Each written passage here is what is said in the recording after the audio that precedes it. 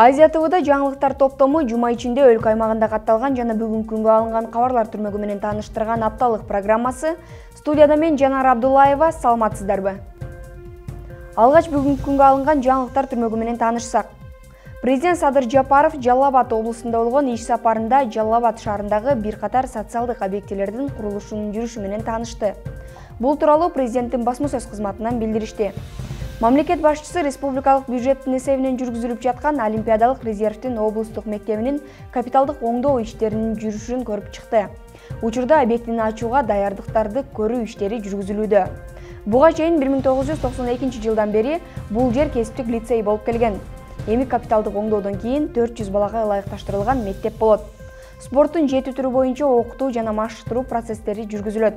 Алардын ар бири үчүн өзүнчө шарттары менен машыгуу залдары каралган. Капиталдык оңдоодон кийин мектептин базасында масштабтуу эл аралык мелдештерди жана машыгуу жыйындарын өткөрүүгө болот. Андан ары мамлекет башчысы облустук оорукананын 3 кабаттуу 100 орундуу жаңы корпусунун курулушу менен таанышты. Кошумча имаратта терапия жана неврология бөлүмдөрү жайгаштырылат.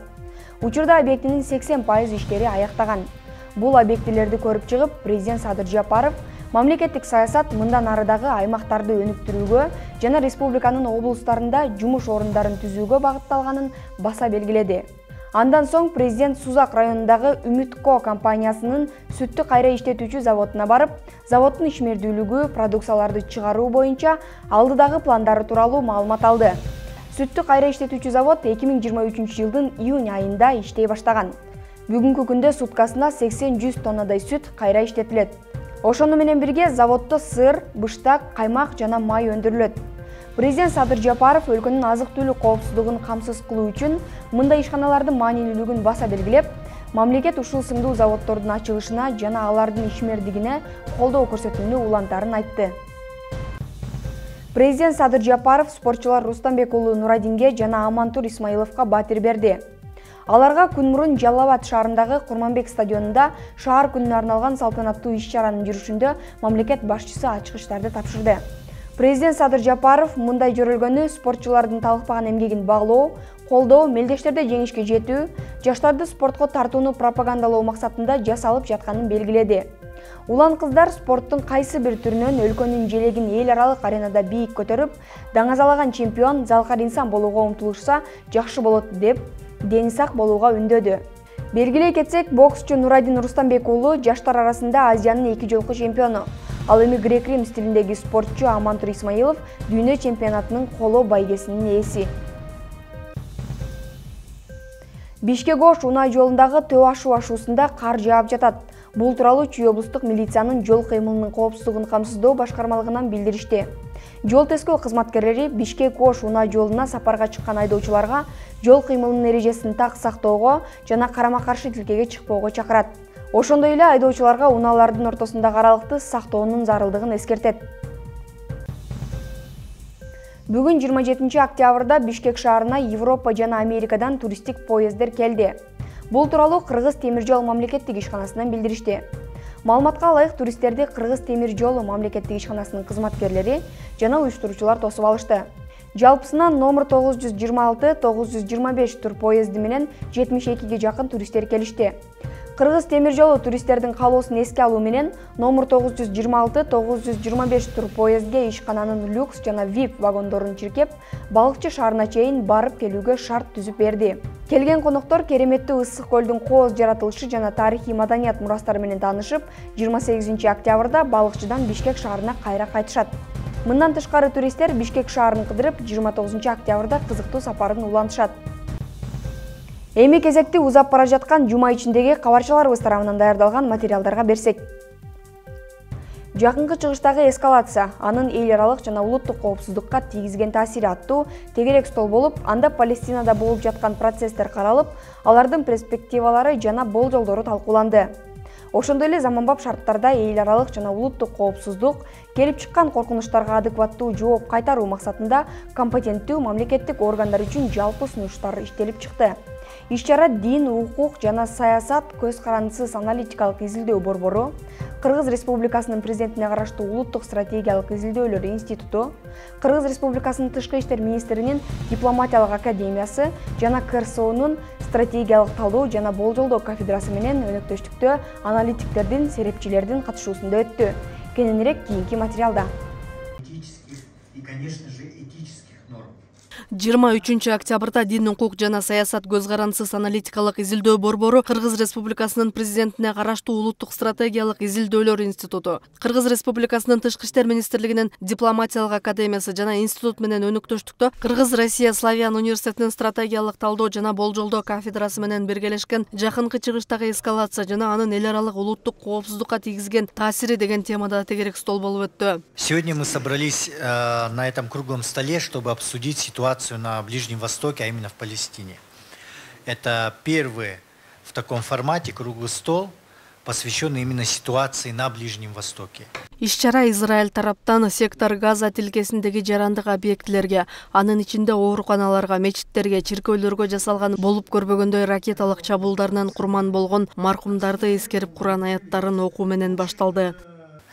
Выражаем искреннее соболезнование всему братскому народу Палестины через присутствующих здесь гостей, представителей палестинской диаспоры Кыргызстана, инна лилляхи ва инна илейхи раджиун, арты хайрлу болсун, и разрешите прочитать Куран. Бисмиллахир-рахманир-рахим. Жыйын жакынкы чыгыштагы болуп жаткан кырдаалды талкуулоо максатында кызыктар мамлекеттик органдардын жана аналитикалык борборлордун көз карандысыз серепчилердин катышуусу менен өттү. Сегодняшний круглый стол, он проходит первый раз в таком формате вообще в Кыргызстане за всю историю. Жакынкы чыгышта болуп жаткан тагыраагы Палестинадагы кырдаал боюнча алгачкы ирет өтүп жаткан иш-чара. Бүгүнкү кырдаал өтө оор, кооптуу сценарий менен өөрчүп бара жатат.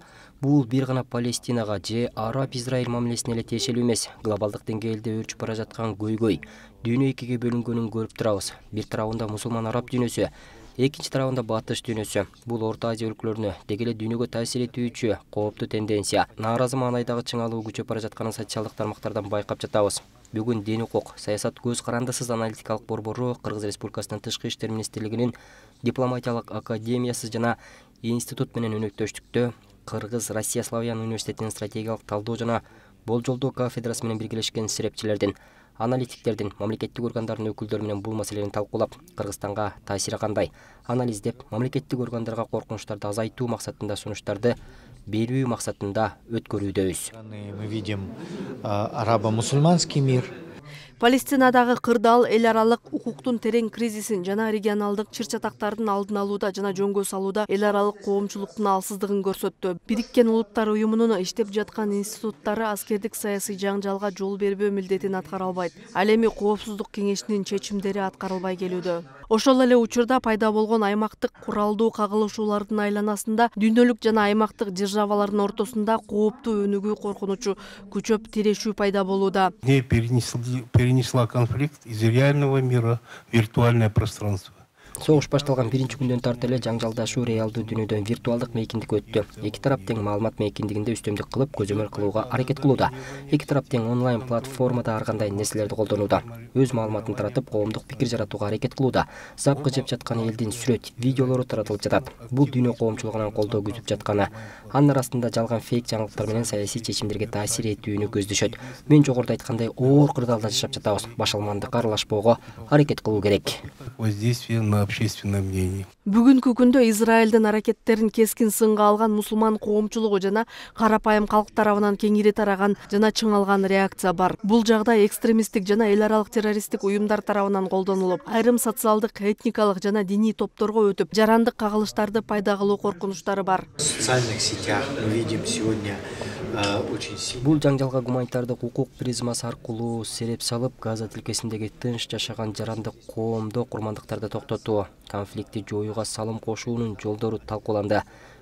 Жыйында жакынкы чыгышта болуп жаткан процесстер каралды. Алардын перспективалары жана болжолдору талкууланды. Ошондой эле заманбап шарттарда эл аралык жана улуттук коопсуздукка өсүп жаткан коркунучтарга адекваттуу жооп кайтаруу максатында компетенттүү мамлекеттик органдар үчүн жалпы сунуштар иштелип чыкты. От позиции Кыргызстана тоже очень много значит, да, от международных. Эл аралык коомчулукта Кыргызстандын позициясынан көп нерсе көз каранды.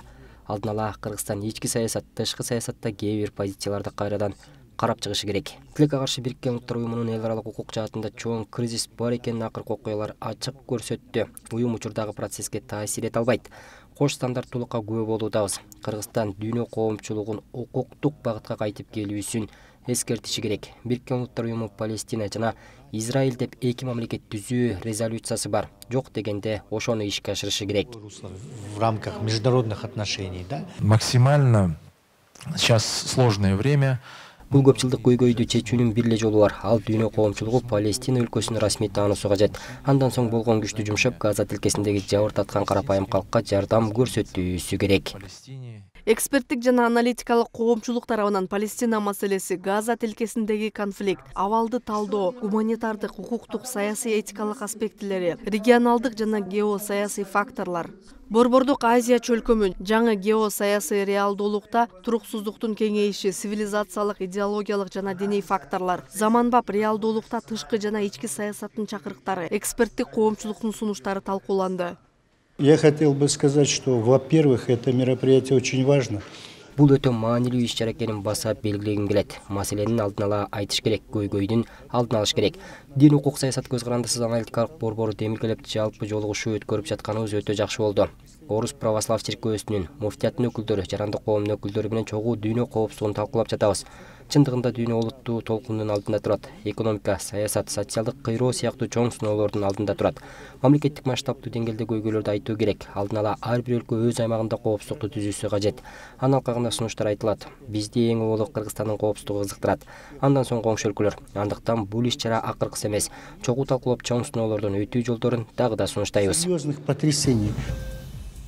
Ош шаарынын Райымбеков көчөсүндө оңдоп түзөө иштери толугу менен аяктап, шаардыктарга пайдаланууга берилди. Долбоорго ылайык шаардын борборунан орун алган көчөнү комплекстүү түрдө толук оңдоодон өткөрүү каралган. Жолдон тышкары жөө өтмөктөр оңдолот. Жарыктандыруу, жашылдандыруу иштери толук жүрөт. Бул тууралуу кененирээк кабарчыбыздын кийинки материалында.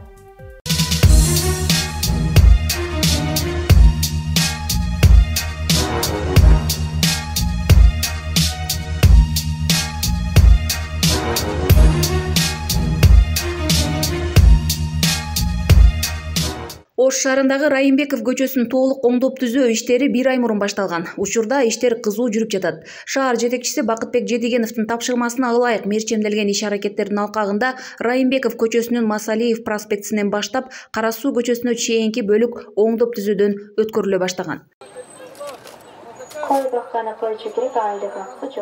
Долбоор боюнча аталган көчөнү көрктөндүрүү, жолго асфальт төшөө жана жарыктандыруу жумуштары каралган. Жолдун жалпы узундугу 530 метрди, туурасы болсо 22 метрди түзөт.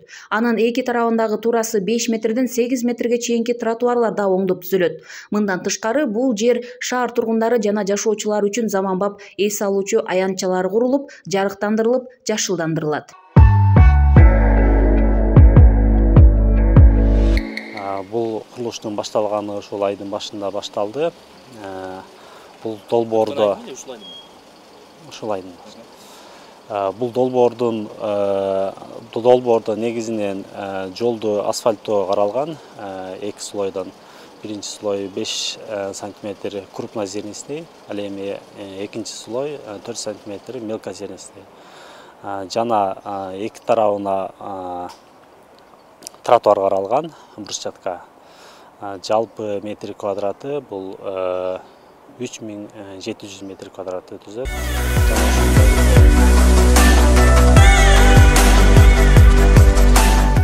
Ошондой эле видео байкоо системалары, фото зоналар, көчөгө коозолгон чатырлары бар отуруштарды орнотуу, калк үчүн эс алуучу жайларды куруу, ар кандай жарнамалык, майрамдык, анимациялык LED экрандарды коюу, велосипед токтотуучу жайларды уюштуруу дагы каралган.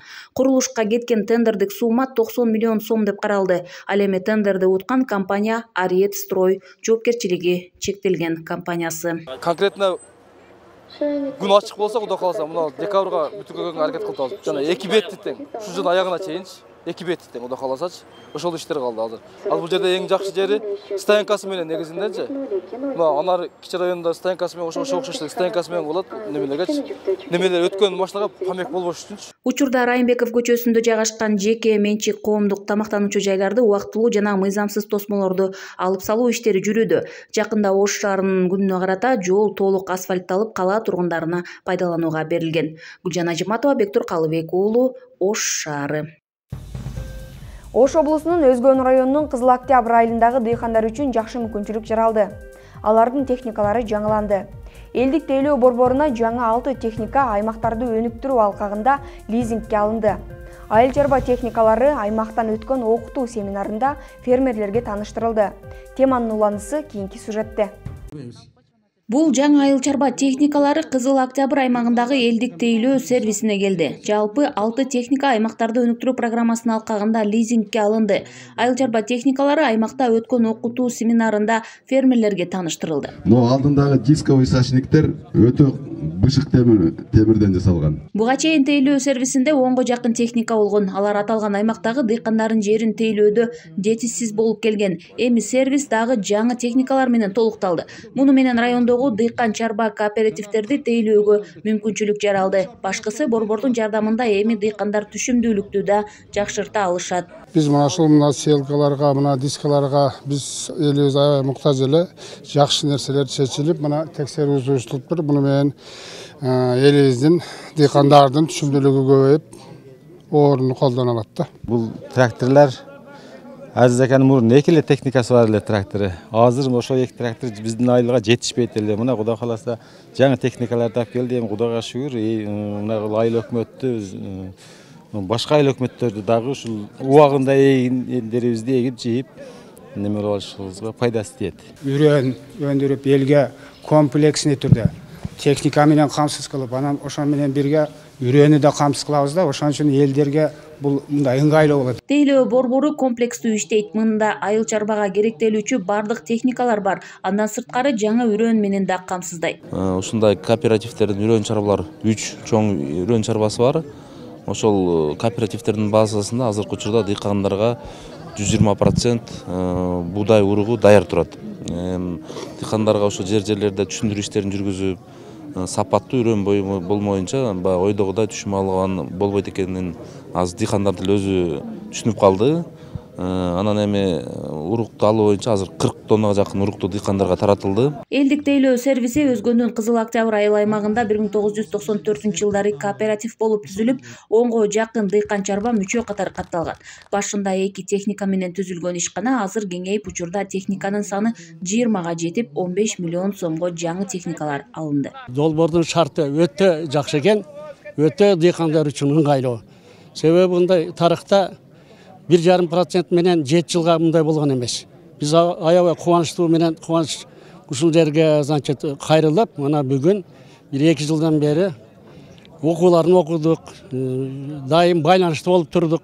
Мына жыйынтыгы келип, мондай 14,5 миллион сомдук техникаларды алып отурабыз. Заманбап техникалар айыл чарба тармагын өнүктүрүү долбоору артында ишке ашты. Арзандатылган насыя менен 70 жылга берилди. Максаты дыйкан фермерлерди жеткиликтүү техника менен сапаттуу үрөн менен да камсыздоо. Гүлжан Ажыматова, Бектур Калыбек уулу, Ош облусу. Кыргызстанда мүмкүнчүлүгү чектелген балдардын саны 29,9 миңге жетет. Ош шаарындагы мүмкүнчүлүгү чектелген балдардын ден соолугун калыбына келтирүү борбору өлкөнүн түштүк аймагындагы балдарды кабыл алат. Мында иштеген адистер жыл сайын ден соолугунун мүмкүнчүлүгү чектелген балдардын саны өсүүдө дешет. Мындан улам борбордун санын көбөйтүү зарылдыгы келип чыгууда. Теманы Ош шаарындагы кабарчыбыз улантат. Ош облусунун тургуну Жаңылай Төрөканованын небереси 12 жашта. Церебралдык шаал оорусу менен жабыркап келген уулунун баласын Ош шаарындагы жападан жалгыз болгон борбордо карап жатат. 67 жаштагы Жаңылай апа 10 жыл аралыгында ден соолугуна мүмкүнчүлүгү чектелген балдардын саны көбөйүүдө дейт. Шартыбыз өтө оор болуп атат. Балдарыбыз оорукчан, жатаканабыз жетишпейт. Шейше подажартын жок. Мына кеше ковидтен берилбей калыптыр азыр. Анан кийин мындай жанагы ашканабызда кичинерээк болуп атат. Оору көп. Айрыкча оору көп, ушундай балдарда көп болуп атат, оорукчан балдар. Жей албагандар одан көп, баса албагандар одан көп. Сөзсүз бир адам жаныбызда жатып ухут кылыш керек, булубузда кыйын болуп атат. Караш балдарды.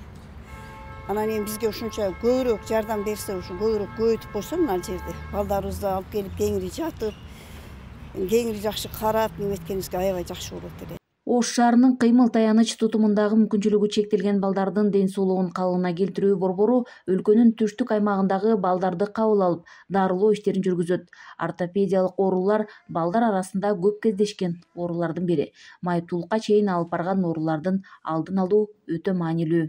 Азыркы учурда ошо омуртканын кыйшаюусу көп кездешип атат. Буларды основной ошо мектеп жашындагы балдар көп оорушат. Негизи менен балдар көпкө убакытка отурушпайт да, анан мектеп башталгандан кийин көп убакытка отуруп калышат. Туура эмес отуруу ошолордун негизинде омуртканын кыйшаюулары. Андан сырткары азыркы күндө оор сумкалар көтөрүшөт, аябай нормативден артыкча аябай оор сумкаларды көтөрүү негизинде ошо омуртканын кыйшаюусуна алып келет. Бунда тоже не десем степени оорлашып барган сайын уже майыптык даражасына жетет. Учурда балдардын тили кеч чыгып же кекештенип сүйлөө речинин жакшы өнүкпөгөндүгүн адистер түрдүү себептерге байланыштырышат. Балдардын оорулары, алардын телефонду көп көрүүсү жана башка жагдайлар ата-энелерди логопеддин кызматын пайдаланууга алып келет. Борбордо эрте кийлигишүү кызматынын иштеп калганын мындагы жетишкендик катары кароого болот. Аны айтып тургандай эле жакшы жашоого өбөлгө болуучу бул кызматта бир топ адистер эмгектенишет. Балдардын оор оорулар менен алектенген адистердин жетишсиздиги маселеси учурдун көйгөйү болууда. Майыптуулугу бар балдарды эрте табуу жана аларга жардам көрсөтүүдө. Бизде азыр эрте кийлигишүү кызматында 10 адис иштейт. Алар үйгө баруу кызматын аткарышат. Ал үйүнө барганда ошол мисалы үчүн тамак аш, биринчи тамак ашынан баштайбыз.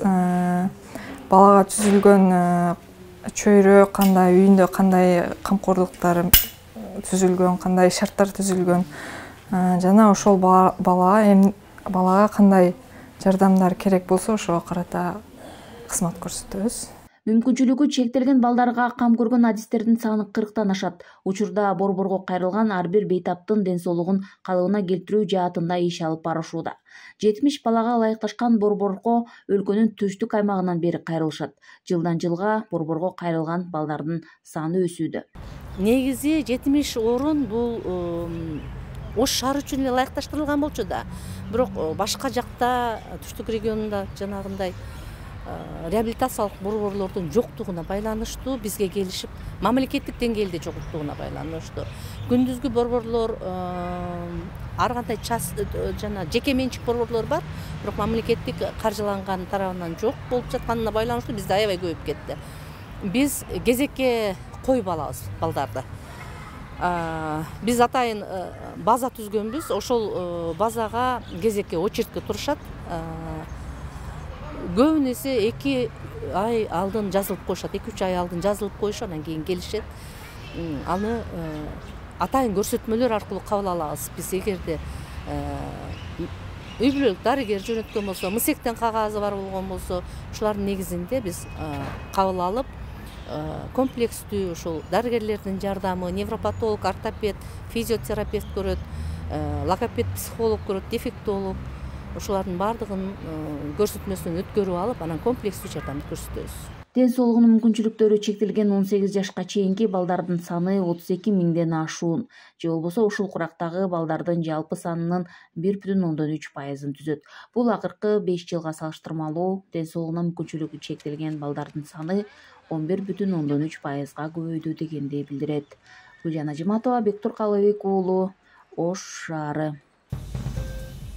Ош шаарында 1999-2000 жылдардагы Баткен окуясында Кыргыз Республикасынын аймактык бүтүндүгүн коргоо боюнча аскердик жана кызматтык милдеттерин аткарууда курман болгондорду эскерүү иш-чарасы өттү.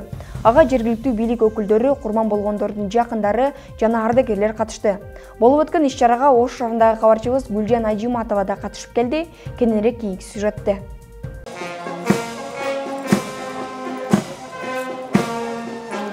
Ош шаарында Баткен окуясында каза болгон жоокерлерди эскерүү салтанаты өттү. Иш-чарага Баткен окуясынын катышуучулары, жергиликтүү бийликтин өкүлдөрү, ошону менен катар куралдаш достору катышты. Анын алкагында Баткен окуясында каза болгон атуулардын эстелигинин алдына гүл чамбарлар тизилип, Куран багышталды.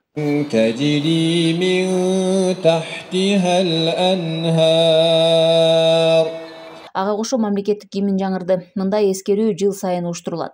Быйылкы салтанатта жылдагыдай эскерүүгө келгендердин арасында майыптыгы болсо да, окуядан каза болгон атууларды эстеп, патриоттук сезимдерди ойготуп, колуна байрагын, аскердик кийимин кийген Тайырбек Азимов баарына үлгү болду. Эч ким утушка акчы жок да, ошо Кыргызстандын бүтүндүгүн коргоп, курман болгон жигиттерибиз эле. Мамлекет тарабынан бир жардам кылып, мындай эскерүү күндөрүнө дагы бир жыма кылса болот эле, мындай статус берип да, статус жок азыр эч кандай жардам деле болбойт экен да. Бизге ошо президент тарабынан бир киришип, колдоп, статус берип койсо жакшы болот эле. Баткен окуясына арадан 24 жыл өттү. Бирок ал окуя андагы аскерлердин дали көз алдында.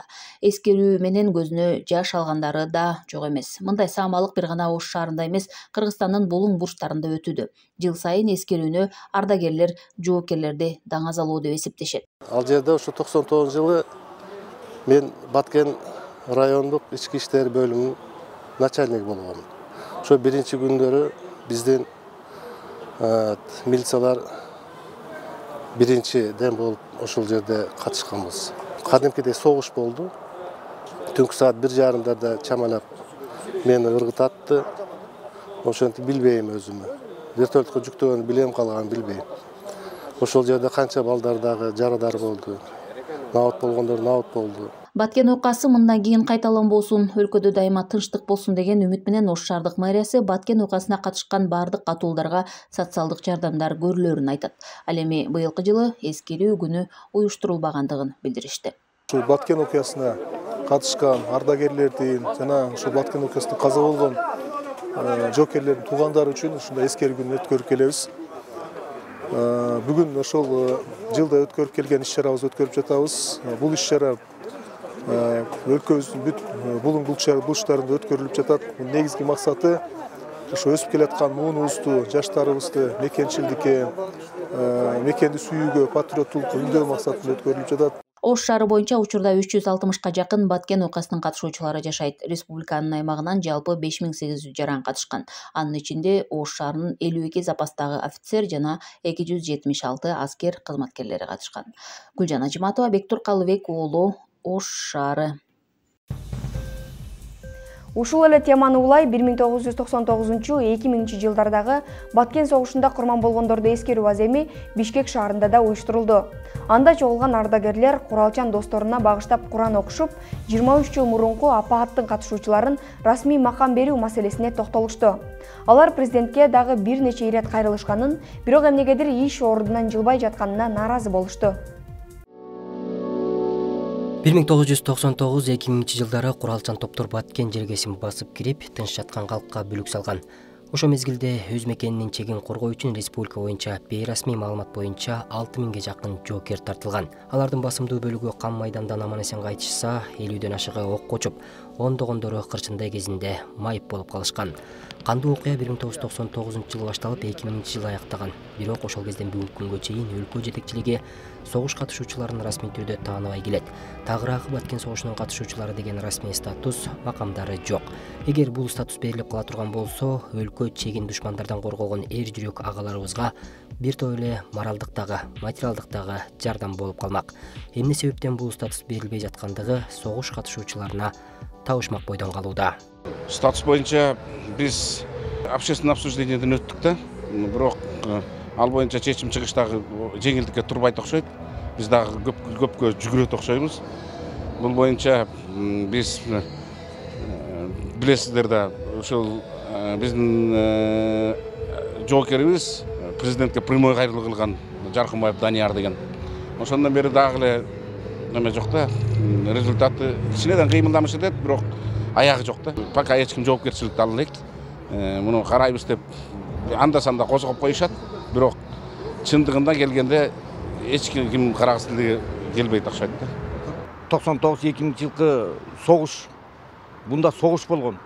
5 айылды басып алган. Ошолорда ушу президентибизге жетип, ушу президентибиз бизди баалап, мындай неме кылса болот эле, ушу бизди ошол баалап айтат да, себеп дегенде мына балдарыбыз мына курман болуп кетти. Ошолордун ордунда биз болсок деле ар бир ушу баткенчилер болот элек, ордунда болуп калат элек. Расмий түрдө статус берилип, аларды мамлекет камкордукка албаганы менен кандуу тарыхый учур такыр унутта калган жок. Такырагы Кыргыз өкмөтү 2018-жылдын 25-декабрында атайын чечим чыгарып, анда 26 октябрь 1999 2000-жылдардагы Баткен окуясында Кыргыз Республикасынын аймактык бүтүндүгүн коргоо боюнча аскердик жана кызматтык милдеттерин аткарууда курман болгондорду эскерүү күнүн белгилөө жөнүндө токтом чыгарган. Бүгүн дал ошол датанын алкагында республика боюнча Баткен согушунун катышуучулары чогулушуп, курман болгондорду эскерип, Куран окушту. Бишкек шаарына чогулган ардагерлердин айрымдары согуш салакасынан күндөн күнгө катарыбыз суюлуп, айрымдарыбыздын ден соолугубуз начарлап жатат дешет. Ошондон бери мына 20 жыл өттү. Азыр мынтип кулакта жакшы укпай калды. Баягы ошол кездерде жаанда калып аттык. Ошонун эмеси эми запысы дейт, мынтип алды уже 70-ден ашты. Кээ-бирлер ошо ордун эмесинен кайтыш боло баштады. Анын ушул убакка чейин бизге эч кандай жардам жок да. Айыл өкмөттөрдөн, акимдерден, банча жактан, бүт бардык нерселерденчи. Аны ошо биз кайрылып кетет элек, ошо урматтуу президентибизге, Садыр Нуралиевичке статус берип коюшуңузду. 6 балалар бар. Ошол кезде өлгөндөрдүн балдары да калып калган. 2010-жылы согуш катышуучулары биригишип, Республикалык Баткен согуш ардагерлер кеңеши деп атайын коом түзүшүп, ошол жылдан бери жыл сайын согуш катышуучуларын эскерип, Куран окушуп, алардын артында калган үй-бүлө мүчөлөрүнө аз да болсо жардам берип келишет. Бирок мамлекет камкордук албаса, мындай учур канчага чейин уланат, суроо бойдон калууда.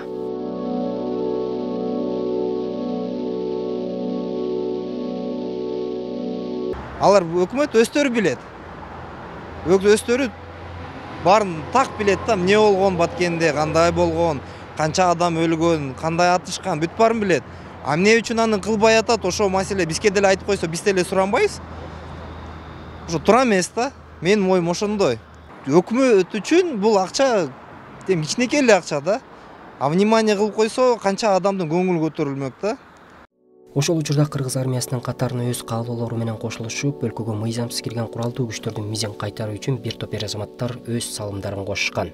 Бардыгынын максаты өлкөгө тынчтык орнотуу жана берген антына бекем туруу болгон. Бирок бүгүнкү күндө алар расмий макам алуу үчүн бир нече жолу бийликке кайрылышканы менен эч кандай майнап чыкпай келет. Учурда майып болгон жарандар мамлекеттен 7000 сомдук жардам алса, көз жумган жигиттердин үй-бүлөсүнө болгону 1000 сом берилет. Ардагерлер бул сумма абдан аз деп эсептешет. Анткени багуучусунан ажырагандарга жок дегенде 10.000 сом берилиш керек деп эсептешет. Эске салсак, Өзбекстан ислам кыймылынын террордук согушкерлери менен Кыргызстандын аскерлеринин 1999-2000 жылдагы кагылышуусу Баткен согушу, Баткен окуясы, Баткен коогалаңы деген ат менен тарыхта калды. Анда 53 адам курман болуп, 130дан ашыгы жараат алган. Учурда согуш кедергисинен улам курман болгондордун саны дагы өсүүдө. Бакытбек Болсунов, Бакыт Жапаров, Азия ТВ, Бишкек.